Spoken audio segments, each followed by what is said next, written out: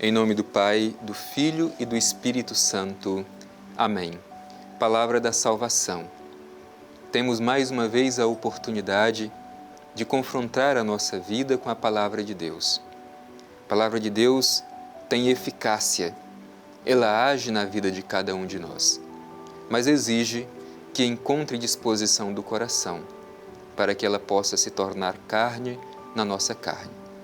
Por isso, mais uma vez, meu irmão e minha irmã, nós somos convidados a permitir que o Espírito Santo ilumine a nossa mente, o nosso coração, para que saibamos acolher esta palavra e tiremos dela o ensinamento necessário para continuar a nossa vida de fé, sempre pautados pelos princípios do Evangelho. De coração e mente abertos, vamos acolher a palavra de Deus.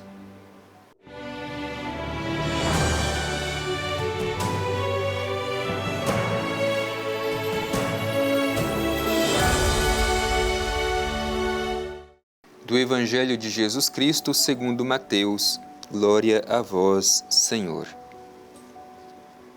Após sua partida, eis que o anjo do Senhor manifestou-se em sonho a José e lhe disse: Levanta-te, toma o menino e sua mãe e foge para o Egito. Fica lá, até que eu te avise, porque Herodes procurará o menino para o matar. Ele se levantou, tomou o menino e sua mãe durante a noite e partiu para o Egito. Ali ficou até a morte de Herodes, para que se cumprisse o que dissera o Senhor por meio do profeta: Do Egito chamei o meu filho. Então Herodes, percebendo que fora enganado pelos magos, ficou enfurecido e mandou matar em Belém e em todo o seu território todos os meninos de 2 anos para baixo, conforme o tempo de que havia se certificado com os magos. Então cumpriu-se o que fora dito pelo profeta Jeremias. Ouviu-se uma voz em Ramá, choro e grande lamentação. Raquel chora seus filhos e não quer consolação, porque eles já não existem. Palavra da salvação. Glória a vós, Senhor. Meu irmão, minha irmã, esse trecho do Evangelho que nós terminamos de ouvir é continuação daquele trecho que narra a visita dos magos a Jesus. Como nós sabemos, os magos haviam recebido um mandato do rei Herodes, que ao retornar passasse e dissesse informações concretas de onde haviam encontrado o menino. É importante dizer que este menino, ele veio para ser o rei de Israel. É por isso que ele se torna uma ameaça para Herodes. Portanto, esse trecho que nós terminamos de escutar é continuação desta visita dos magos ao menino Jesus. E aí é interessante porque o início do Evangelho que nós ouvimos mostra que este Jesus, o nosso Salvador, o Messias, aquele que veio ao nosso encontro para nos redimir, ele vem e já inicia a sua vida como um fugitivo. Diz o Evangelho: após sua partida, eis que o anjo do Senhor manifestou-se em sonho a José e lhe disse: Levanta-te, toma o menino e sua mãe e foge para o Egito. É por isso que a gente vai compreender por que muitos naquele tempo tiveram dificuldades de acolher Jesus como sendo o Messias esperado. Esperavam o Messias que fosse forte, o Messias que fosse cercado de poder e de glórias. No entanto, este Messias, como a gente ouviu num trecho imediatamente anterior a este que nós escutamos, ele nasceu numa manjedoura, junto dos animais, porque não havia lugar para ele. E agora o Evangelho continua dizendo, além de nascer junto dos animais, porque não havia lugar para ele na hospedaria, ele é um fugitivo. Por isso, o Messias se apresenta com as características dos que eram marginalizados naquele tempo. Então a gente pode compreender a dificuldade que tiveram naquele tempo para crer que Jesus fosse o Messias esperado. E a gente até se interroga também, se fôssemos nós naquele tempo, acreditaríamos que este menino, com característica dos marginalizados daquele tempo, seria o Messias, o nosso Salvador e o nosso Redentor? É verdade, hoje nós cremos, mas cremos porque já recebemos esta herança da fé daqueles que creram antes de nós. Mas se nós vivêssemos naquele momento, acreditaríamos que este menino, que teve que se refugiar no Egito para não ser cruelmente morto por Herodes, é o nosso Salvador e o nosso Redentor? Então é uma interrogação que nós precisamos fazer. Continua o Evangelho. Então eles tinham que fugir para o Egito porque Herodes queria matar o menino, justamente porque o menino era uma ameaça. Se esperava o rei de Israel e, portanto, para Herodes era inadmissível um outro rei. Mas é claro que o reinado de Jesus não era o mesmo reinado de Herodes, o reinado do poder, o reinado da ganância, o reinado da força. O reinado de Jesus é o reinado do serviço. Por isso que ele mesmo diz, noutra passagem de outro evangelho, que o reino dele não é deste mundo.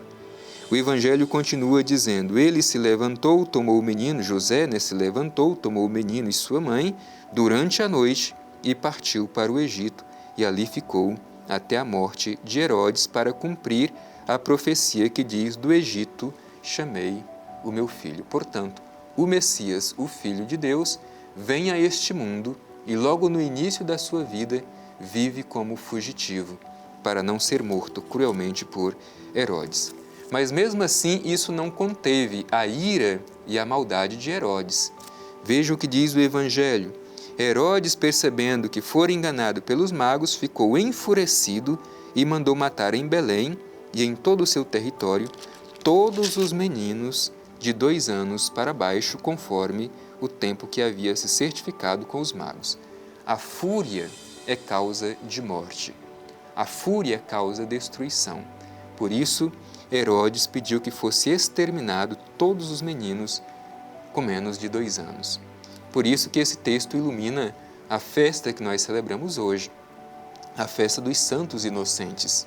São estes que foram mortos ainda crianças, quando Jesus fugiu para o Egito e Herodes, enfurecido, queria de qualquer forma impedir que este menino, Jesus, que era para ele uma ameaça, continuasse vivendo.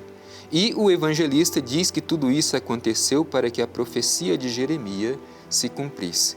Ouviu-se uma voz em Ramá, choro e grande lamentação. Raquel chora seus filhos e não quer consolação, porque eles já não existem. Portanto, com esta imagem do choro de Raquel, o evangelista apresenta o sentimento de todas as mães desses meninos que foram cruelmente assassinados por Herodes, simplesmente porque Herodes se sentiu ameaçado, amedrontado pelo menino Jesus, que deveria ser o rei de Israel. E aqui, meu irmão e minha irmã, uma última palavra de ensinamento para nós à luz do Evangelho. O medo, a insegurança, às vezes nos faz tomar atitudes cruéis, assim como foi com Herodes, porque se sentiu ameaçado, amedrontado por causa do menino Jesus. Exterminou tantas pessoas, tantas crianças inocentes. Verifiquemos se também nós, muitas vezes por causa do medo e por causa da insegurança, não assassinamos as pessoas. É claro, não derramando sangue como foi no caso de Herodes, mas muitas vezes a gente assassina por causa da nossa indiferença. Verifiquemos se também nós não somos muitas vezes conduzidos pelo medo. E também, hoje são muitas as mães que, assim como este grito que ecoava em Ramá, chora e lamenta por causa da perda de seus filhos. Rezemos também por cada uma delas, para que encontre no menino Jesus a consolação para as suas dores e aflições.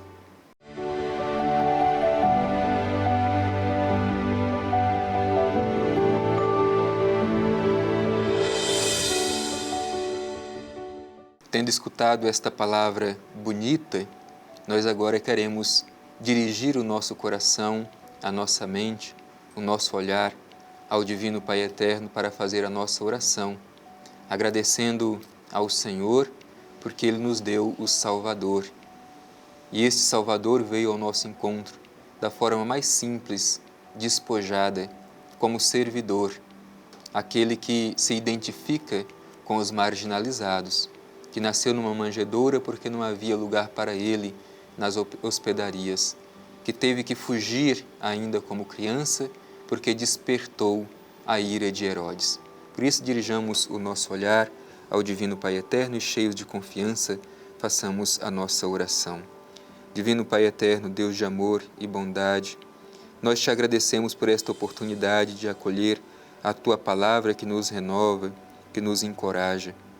Que este exemplo dos santos inocentes que derramaram o seu sangue e com o seu sangue regaram a nossa fé, tenhamos também a disposição de testemunhar Teu Filho Jesus no mundo. Que nada nos impeça de ter coragem para dar testemunho desta luz que resplandece em cada um de nós. Te pedimos isso por Teu Filho Jesus, na luz e força do Espírito Santo. Amém. O Senhor esteja convosco, Ele está no meio de nós. Abençoe-vos o Deus Todo-Poderoso, Pai, Filho e Espírito Santo. Amém.